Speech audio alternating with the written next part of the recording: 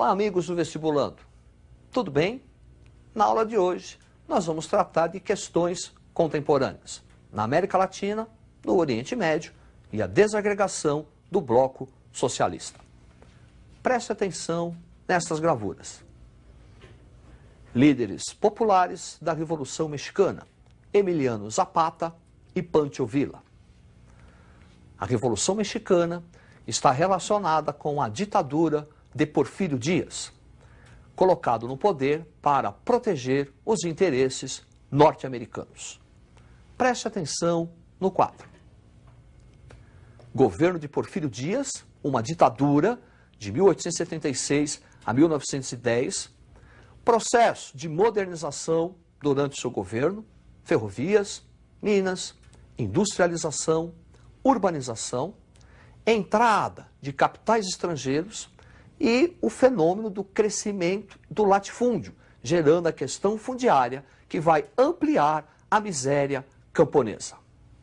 Para atenuar a miséria camponesa, tem início um processo de Revolução Mexicana, onde a questão social camponesa, o acesso à terra, será sua causa imediata. Ao longo da Revolução, nós vamos ter 3 líderes. Observe o quadro. Revolução Mexicana, então, é um movimento contra a ditadura de Porfírio Díaz, contra o porfiriato, e os líderes, Francisco Miranda, representante do setor liberal, Pancho Villa e Emiliano Zapata, que representavam as classes populares. Francisco de Miranda será eleito presidente em 1913. Não vai adotar o processo de reforma agrária tão pretendido pela classe camponesa. Após o seu assassinato de Francisco Miranda, há a radicalização da Revolução Mexicana com uma guerra civil que se estende até 1917. Durante a Guerra Civil, Emiliano Zapata, que comandava um exército camponês no sul do México, vai apresentar um plano de ação. Preste atenção no quadro. Plano de ação de Emiliano Zapata, plano de Ayala, que pretendia uma reforma agrária imediata para o México, confisco de terras que estavam sob o controle da Igreja Católica ou de grandes grupos internacionais e a criação de um banco de crédito agrícola para incentivar a produção camponesa. Após a radicalização do processo, os principais líderes populares, Emiliano Zapata, Pancho Villa, serão assassinados. E no ano de 1917 é promulgada a Constituição Mexicana como uma forma de legitimar o processo revolucionário. Vamos observar os aspectos desta Constituição. Observe na tela. Constituição de 1917, caracterizada pela separação entre Estado e Igreja, criação de um Estado laico. Constituição que vai apresentar direitos trabalhistas, como a jornada de trabalho e a legalização do trabalho feminino e infantil. Uma Constituição nacionalista e estatizante e que vai preconizar a necessidade de reforma agrária.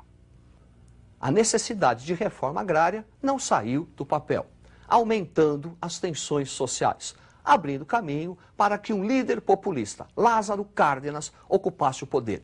Este sim vai patrocinar a reforma agrária no México, vai estatizar completamente a economia, especialmente as companhias de petróleo.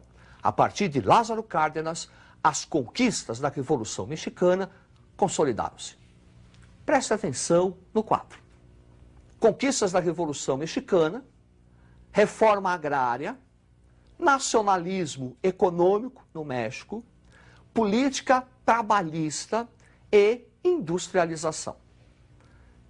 É interessante, o México já em 1917 possuía uma legislação trabalhista, uma vanguarda. Não se esqueçam que a Revolução Socialista também é de 1917. Portanto, o México saiu na frente. Criação de um Estado popular.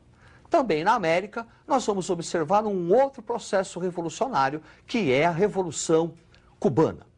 No século XIX, os Estados Unidos faziam intervenções em toda a América Latina, a política do Big Stick. E Cuba não será diferente. Cuba vai conhecer a emenda Platt. Observe. Emenda Platt, de 1902, é uma emenda na Constituição cubana que garante aos Estados Unidos o direito de intervir em Cuba para proteger seus interesses econômicos. Por conta disso, os Estados Unidos vão sustentar a ditadura de Fulgêncio Batista, que estava no poder para proteger os interesses norte-americanos. É contra a ditadura de Fulgêncio Batista que se forma um movimento revolucionário liderado pelos irmãos Castro, Fidel e Raul Castro e Ernesto Che Guevara. Presta atenção no quadro. Fidel e o socialismo. Então, reforma agrária em Cuba, estatização da economia, erradicação do analfabetismo e o tal do paredão, quando os opositores ao regime foram fuzilados. A partir da implantação do socialismo em Cuba, as relações entre Estados Unidos e Cuba serão bastante abaladas, ainda hoje. Tensões políticas envolvendo os dois governos. Preste atenção no quadro. Então, Revolução Cubana, 1959, choque com os Estados Unidos da América, expulsão de Cuba da Organização dos Estados Americanos, 1962, e a famosa crise dos mísseis em 1962 também. Choque com os Estados Unidos, como por exemplo, o desembarque de exilados cubanos e mercenários na Baía dos Porcos, em 1961, para tentar destituir Fidel Castro. Também, 1962, a famosa crise dos mísseis, uma aproximação de Cuba, de Fidel Castro, com o governo da União Soviética. E a União Soviética pretendia construir rampas de lançamento de mísseis. Quase provocou uma guerra, uma terceira guerra mundial entre Estados Unidos e União Soviética. Vamos agora tratar de uma questão muito delicada, uma questão no Oriente Médio, uma área estratégica para a economia mundial e palco de tensões políticas e sociais. Preste atenção nesta gravura. A Paz de Washington, onde o representante de Israel, Rabin, aperta a mão do representante da Palestina, Arafat. Israelenses e árabes entram em conflito a partir de 1948 com a criação do Estado de Israel, que os árabes não aceitaram. Vão ocorrer 4 conflitos envolvendo árabes e israelenses. Preste atenção no quadro. Primeira Guerra Árabe-Israelense, 48-49. Israel vence a Liga Árabe, formada por Egito, Iraque, Síria, Líbano e a Jordânia. Uma ampliação do domínio israelense sobre a Palestina, originando a questão palestina. Segunda Guerra Árabe-Israelense, 1956. Egito contra Israel, envolvendo a nacionalização do Canal de Suez. A ONU teve que enviar tropas à região para pacificar. Terceira Guerra Árabe-Israelense, 1967, a famosa Guerra dos 6 Dias. Novamente, vitória israelense e uma ampliação territorial. Quarta Guerra Árabe-Israelense, 1973, Guerra do Yom Kippur, o Dia do Perdão, Síria e Egito contra Israel. Após os conflitos árabes-israelenses, a partir de 1979, acordos de Camp David, procurando pacificar a região. Vamos observar como ficou o Estado de Israel após esses conflitos. Observe esses mapas.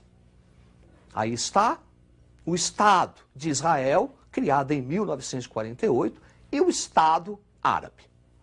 Observe como ficou o Estado de Israel após as guerras. Houve uma ampliação.